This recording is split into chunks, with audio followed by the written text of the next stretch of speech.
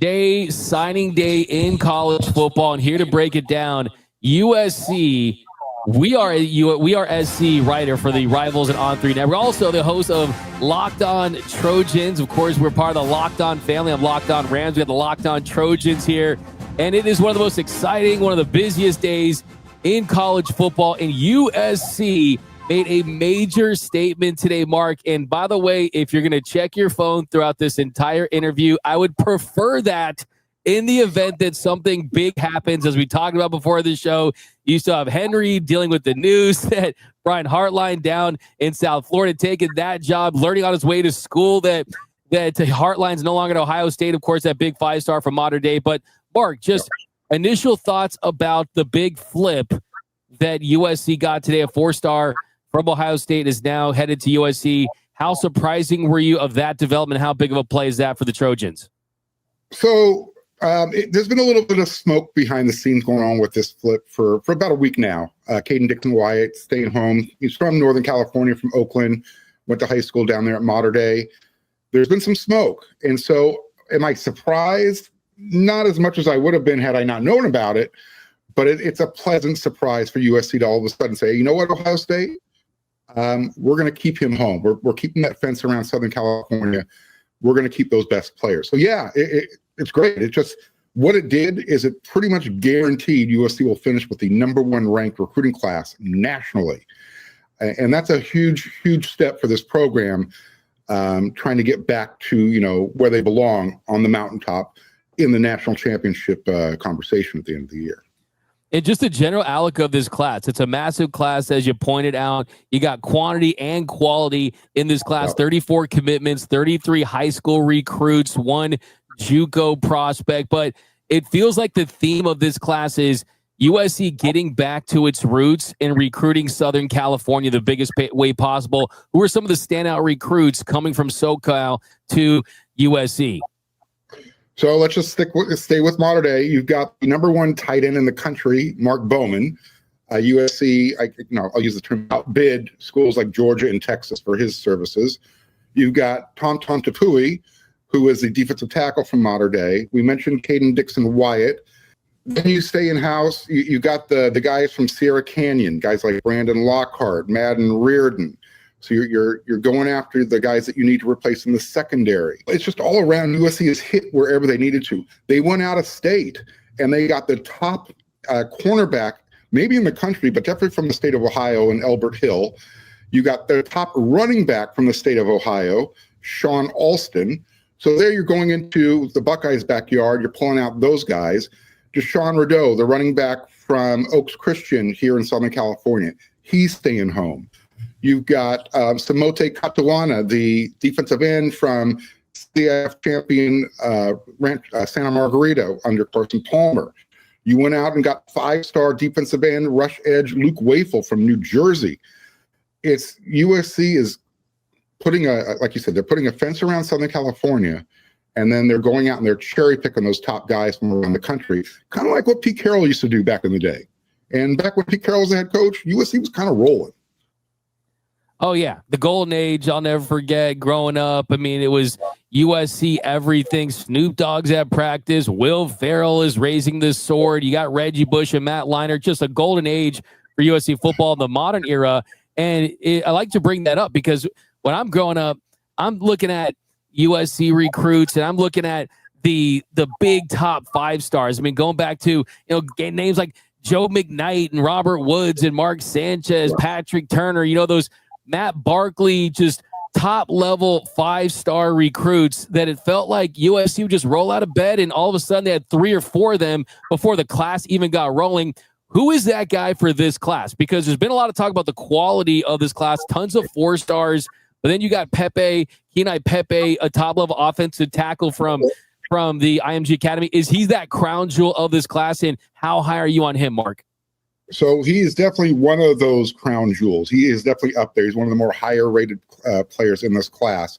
Very high on him. You don't see those. It's been a while since you've seen those types of guys coming to USC. Maybe the highest ranked offensive tackle USC had in the last 20 years was Tyron Smith. And we know what he turned out to be with the Dallas Cowboys. This year, so you mentioned Kenai Pepe. I failed to mention Talanoa Ely, the top linebacker from the state of California. He went to Hawaii to play his senior year of high school at Kahuku. But in these past few years, USC has been the bridesmaid for that top linebacker. They were ending up at Notre Dame. USC got back in the mix. They kept the top guy home. So it's that type of stuff that that you're bringing up. Yeah, and the good thing for USC, it's not like the cupboard's bare or anything like that. You got some talent in the program for sure. But if there is the biggest flip possible right now, as we're definitely getting towards the goal line, is it modern day's Chris Henry? We know that he's got all the talent in the world. We know the pedigree that he has coming from his dad being a former NFL player. He was a longtime commit to Ohio State, and Chris Henry Jr. now probably in a state of hey, what do I do now? Who's going to replace him? Probably a lot of questions for him. How active do you think USC is towards trying to get him to flip late here? Oh, very active. It is something they are definitely going after. Oregon is going to be the other team to compete with when it comes to pulling that recruitment. And don't count out Ohio State. I mean, they had his commitment for a solid almost 2 years. And I get it. His position coach is now going to be the head coach at the University of South Florida, Brian Hartline. I guess they have an outside shot if he has that kind of relationship with him. But absolutely, USC is in the mix for this. And they're in the mix for a couple of other players as well. There's a reason why USC put out a message on X yesterday that they're not going to have a National Signing Day press conference. They said, stay tuned. USC's on the clock. We'll see you in January. So there's some more stuff going on behind the scenes. Whether they get a Chris Henry, they can flip another defensive lineman or an offensive lineman. We don't know. But I don't think USC would tease any type of negative publicity. So I think good things are on the horizon as well when it comes to that. I guess what I'm trying to say is Lincoln Riley, Chad Bowden, general manager, they're not done yet. And that's a perfect segue because I wanted to bring that up. Actually, know Jim Bowden a little bit. Chad Bowden's dad, of course, worked as a Major League Baseball GM for so many years. Now works for The Athletic as an insider. And on my show, like everyone knows, I'm a UCLA guy. But I do my I'm as objective as you can possibly get. If you watch my show, you would think I hated UCLA by the nasty things I say about the athletic director and the program. No one hates what the Bruins have done the last 3 decades, outside a couple more years, more than me. But when I get USC fans on my show, Mark, and they say, oh, Lincoln Riley hasn't met the standard so far, the Alex Grinch and not being able to get the defense right, I always say this. In the last couple of months, I say he's a hamstring pull away of Caleb Williams for making the CFP his first year and winning him the Heisman, helping win the Heisman, but also the first real year with a legitimate GM and a concentration on NIL. They pull the number 1 class. It almost feels like this is almost year 0, year 1 for Lincoln Riley in this new chapter, and you got to be patient. But I mean, I'm asking you, you're the guy, you're the expert here on what is your feeling towards Lincoln Riley? Because USC fans seem to be either split or, I mean, I've seen wild stuff last 24 hours that he's sending feelers for the Penn State job, the Florida job. It's, how it is in college football. It's crazy, but just give me your thoughts on Lincoln Riley and what this class means to him. Absolutely. And the player I was forgetting from modern day real quickly, Sean Scott, linebacker. Wanted to make sure I got that in there. So as far as Lincoln Riley, look, I'm very similar to you, Doug. I am uber critical when it comes to USC. There is a standard. And when I don't see that standard being met, I will be the first person to criticize. I try and be fair and balanced about it. But you raise some very good points. This is really the first year that USC has gone full-fledged all in with NIL. They brought in Chad Bowden from Notre Dame to be the general manager. That has had a significant impact. They've also, they are focused on keeping the best in Southern California at home. So all that's coming into play. I don't like to say, well, this is really Lincoln Riley's second year. This is the end of the 4th year. Sometimes you can say, you know what? He made a mistake. He kept Alex Grinch around too long on the defensive side of the ball. That was the yoke around his neck. Not focusing on Southern California recruiting maybe as much as he should have. But yes, the program is definitely pointed in the right direction. They're playing the game the way the rules are set up now. Some might not like it, but you know what? That's the power of USC. They've got all the natural resources in their backyard. They've got the financial resources if they need to dig into that to bring in the players. You've got the Bloom Football Performance Center that's going to open up in 2026. So everything is aligned for Lincoln Riley to say, all right, we're bringing in the best recruits. We've got the infrastructure set up. We've now recruited for the last 3 or 4 years. We're not going to be reliant on the transfer portal, which I think also hampered the program a little bit. So yeah, going forward now, there are no more excuses. I know the schedule is going to be more difficult in 2026. A lot of people want to point to 2027 as the year USC fans should really be excited about playing in a national championship game. But for me, 9 wins is literally the floor. That should be the bottom line baseline. 10 wins should be the goal every year. And if you're winning 10 games at USC, playing in the big conference, chances are you're going to be in the playoffs when the committee makes those selections. Yeah, that is a brutal schedule. I took a look at it yesterday. You go at Indiana. We'll see how that plays out next year. At Penn State's never easy with the crowd. Who knows what they do? Their recruiting class has like 2 people on it. We got Oregon, you got Washington, at Wisconsin, Notre Dame, UCLA, of course. That'll probably be the Coliseum as well. Ohio State at the Coliseum is going to be a massive one. But that Ohio State, Oregon is and Washington definitely could be a gauntlet. But look, in the past, it was USC that you see on your schedule, and you're like, holy crap, like we don't want to play those guys, right? And that's kind of how it really needs to be. And I read some interviews with Chad Bowden, and just getting back to what you said about NIL and their commitment to NIL and being aggressive from that standpoint. And, just kind of rewind the house settlement. Schools can now play the student athletes $20.5 million per year. And most schools are going like 75%. But is USC at the level of Oregon, Ohio State, Texas? I mean, where do you think they are from that standpoint? Because the way I look at it is this: if you can get anywhere near there, if I'm USC, I'm saying we're USC, a top 25 school, just academically, which, hey, man, doesn't wear out in football will help you from that standpoint. Right. USC is cool. I mean, the uniforms, the aura, the lore behind it, the NFL factory, living in Southern California, all the connections you bring. If you can get close to those guys, you don't need to have more than them, but if you get close to them, I think USC has such an advantage. But just kind of where are they at as far as the other big NIL programs? Are they kind of near the top there? Yeah. Yes, they are. I mean, you could talk to certain other programs and say USC's kind of past us. So as long as USC is in that same conversation with the Texas, with the pick a team out of the SEC, LSU, Ole Miss, Georgia doesn't really play the NIL game, but they're competitive with it. But yeah, USC is in that same conversation with Texas, LSU, Ohio State, Oregon. When you're hanging out in that same room, and you have all the other advantages that USC has built in, good luck. Good luck competing against USC, especially when they start winning on the field. Because when they start rolling, they have so much momentum when they start rolling. But give me some guys for this class that you think could have an impact in year one. Well, I think you got to start right off the bat with the tight end Mark Bowman. He comes in.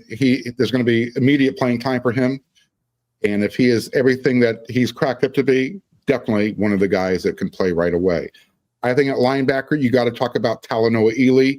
If there is a weakness on USC's defense, it's been at that position at the linebacker spot. So he's a guy who can come in. I definitely think running back. You can look at the 2 guys coming in. You got Sean Alston from Ohio State. You got Deshaun Rideau from Southern California. Wide receiver. There's going to be a lot of opportunities there, especially if Mekhi Lemon and Jacoby Lane both take off. You talk about guys like Caden Dixon-Wyatt. He has a chance to come in and play. You mentioned the offensive line, Kenai Pepe. Maybe we'll see. You don't want to be too reliant on a true freshman to play offensive line, but every now and then you get somebody in who just is ready to play. We'll see if he's one of those guys. And then on the defensive line, USC was young there to begin with. So we'll see if a guy like Luke Wathel can come in and start earning time in the rotation. But last year they brought in Jakeem Stewart, Floyd Bucard. Those 2 are going to be mainstays in 2026 as true sophomores. They were part of the rotation as true freshmen. So the future is bright. There's a handful of guys. Maybe Madden Reardon in the secondary can jump in and play nickel. He's just got that honey badger type of attitude. Don't throw the ball in his vicinity. He will pick it off. He's got that type of game. Even though, you only see him as a 3-star. So there's plenty of guys in this class that have the potential to have an impact in 2026. So as far as the defense goes, the concern level, D'Anton Lynn feels like the aggression's there, feels like they're still committed to him. But what do you think is the biggest key for this USC defense to look like one of those perennial national championship contender USC defenses that we saw in the past? Yeah, first thing, I'll start up front with the front seven. They have to get more production from their defensive ends, from the rush edges. They started out great, really strong. They were actually leading the country in sacks. Then the schedule got a little bit more challenging. Same thing with the stopping the run on the interior. USC was pretty good against the run this year until they faced a team like Notre Dame, Oregon, where USC, it kind of showed, all right, here's our weakness. And then again, second level linebacker. I'm of the opinion they need to get bigger, stronger. Look, I know a lot of programs like to use that linebacker in the 225 to 230 pound range. I think in the big conference, you need to have at least one thumper, some guy in the middle who's 245, 250, that just likes to stick his nose in there and create the contact, not wait for the contact. And then you got to, in the secondary, you got to get a little bit better, a little bit more experienced at the corners. USC's going to be fine there, though. They got a lot of players in there that played as freshmen, as redshirt freshmen, true sophomores, so that experience will bode well for them coming up in this next season. As far as their quarterback for the 2026 season, do you think there's any chance Maeva comes back? Or are you expecting it to be Longstreet? What's your outlook on the QB spot? Well, in a perfect world, they both come back. And here's the reason why. Lincoln Riley, I don't think he's really ever used a 2-quarterback system, but you don't have to worry about Husan Longstreet and his red shirt. He kept that this year. He only played in 4 games. So now you can say, all right, Jaden's coming back. He's going to be the starter if that happens. He's probably going to be one of the front runners for the Heisman Award. But if you have them both back, Lincoln Riley can say, now I can play a 2-quarterback system. I can have specific packages for Husan, who's really athletic. You never know if he's going to run the ball, if he's going to throw the ball. You can have him on the field at the same time. So there's a lot of advantages there.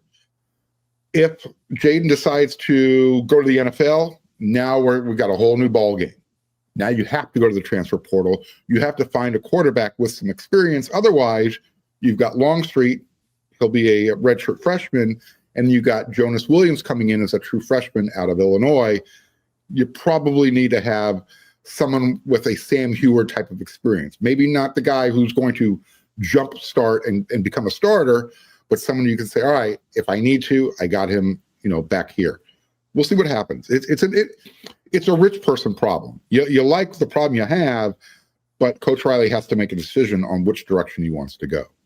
And the good thing is whoever they have, they're going to have a guy that can develop him. A couple more quick ones. So you don't believe at all whatsoever that Lincoln Riley was sniffing around at any of those other jobs? I mean, he's got it good at SC. It is a giant that's waiting to stand tall once again, and just all the investment in this recruiting class, the potential that they have. It'd be shocking if you go to Penn State. I don't even think Penn State's not a better job than USC.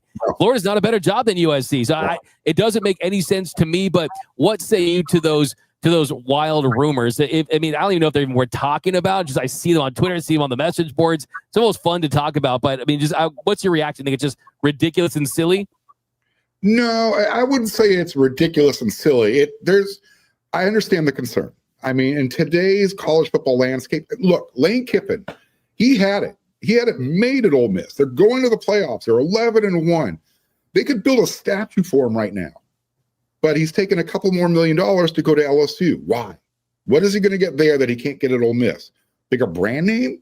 It's not about getting the recruits. He can get those at Ole Miss. So I understand where fans are concerned. Hey, maybe Penn State's just going to throw everything at Lincoln Riley, and he can be in the middle of nowhere, be that big fish in a small pond type of thing, and see if he can build that program up. I don't know why he would want to do that when you have everything you need in Los Angeles. You don't go from Oklahoma to USC to say, all right, well, now I'm going to use USC and go to Penn State. That's not, I don't even know if that's a lateral move. That might be a step down just because of everything that USC has compared to the Nittany Lions program. So I get it. I understand why there's concern, but I'm not giving it a whole lot of thought, to be honest with you.